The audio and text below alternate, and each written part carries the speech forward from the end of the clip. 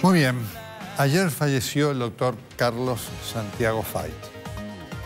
Una gran pérdida para la República. Y es importante señalar el valor de un hombre como Fait para el presente y para el futuro. Fait fue uno de los hombres elegidos por Alfonsín en la construcción, en la reconstrucción de la democracia. Alfonsín creó una gran Corte Suprema de Justicia de la Nación, integrada en principio por el doctor Genaro Carrió, por el doctor Fait, por el doctor José Severo Caballero, por el doctor Enrique Petracchi y por el doctor Augusto Bellucio. De aquella corte, quien llegó prácticamente hasta el final fue el doctor Fait. La historia lo puso además a Fait en la circunstancia de dar testimonio de su compromiso republicano, de su coraje y de la importancia que para la República tuvo que él hubiera sido ministro de la Corte Suprema de Justicia de la Nación. Eso ocurrió durante el kirchnerato, durante la parte final del gobierno de Cristina Fernández de Kirchner, cuando la expresidenta en su Vamos por Todos se lo quiso llevar puesto a Carlos Fait. ¿Recuerdan ustedes esa pantomima grotesca del intento de juicio político a Fait? Bajó en la idea de que estaba gaga. Fait estuvo lúcido hasta el final de su vida. Pero además tuvo ese coraje, es decir, es interesante ver esto, ¿no? Quien lo nombró, que fue Alfonsín, la historia de aquella corte de Alfonsín Fait nos deja un montón de cosas para recordar. La corte de Raúl Alfonsín fue una corte fundacional, refundacional, en lo que era la República, fundacional de la nueva democracia. Y Alfonsín lo hizo con un criterio republicano. Fait es producto de aquel concepto de Alfonsín que buscó para aquella corte, como presidente, a Ítalo Argentino Luder, es decir, quien había sido su competidor en la elección, remedando un gran gesto republicano que había tenido Bartolomé Mitre en los albores de la patria organizada, cuando también nombró a un opositor. La Corte Suprema se la dejó a los opositores.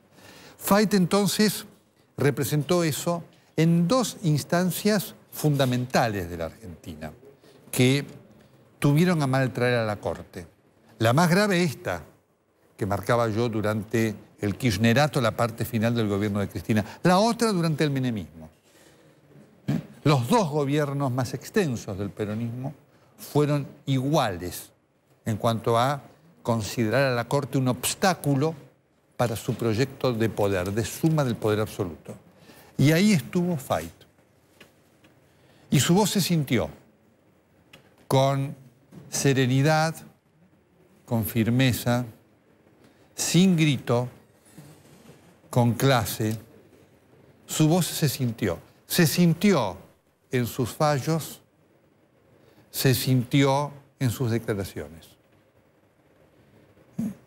Y por eso lo que deja Fait como legado es algo muy importante.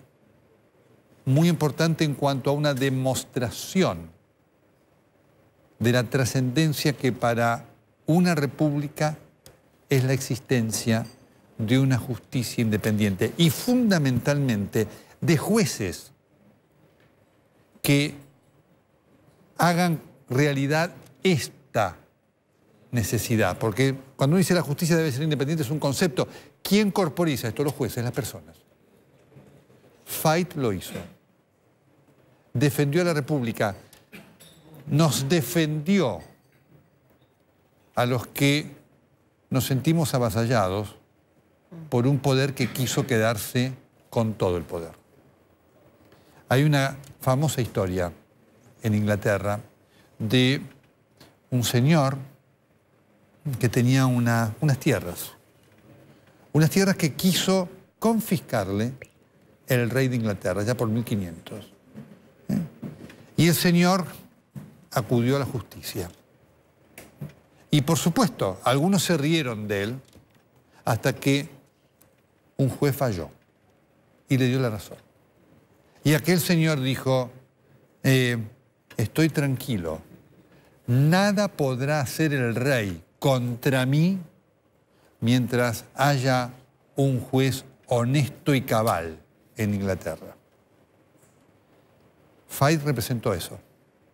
El juez honesto y cabal que nos dio a los ciudadanos la plena garantía de que aquel poder del kirchnerato que quería avasallarnos, nada podría hacer ante no solamente sus dictámenes, ante el peso de su figura rectora, de una superioridad moral de la cual hoy la Argentina tiene una enorme necesidad.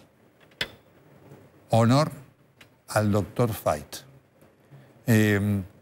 Se ha ido su cuerpo, su legado, su memoria, su enseñanza, su trayectoria y su ejemplo pervivirán.